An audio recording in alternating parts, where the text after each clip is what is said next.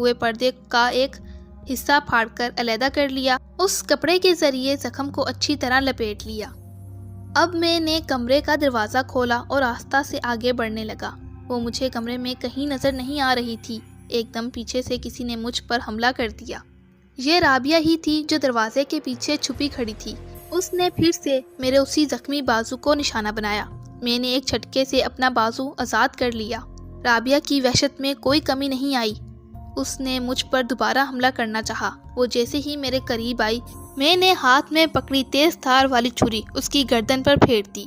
وار بہت تیز تھا، اس کی آدھی گردن کٹ چکی تھی، پر آنکھوں میں ابھی بھی خوف تھا۔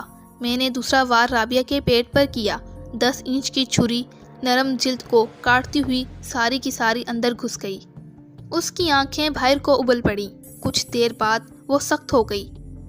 رابعہ کا خوبصورت چہرہ دیکھ کر میں ایک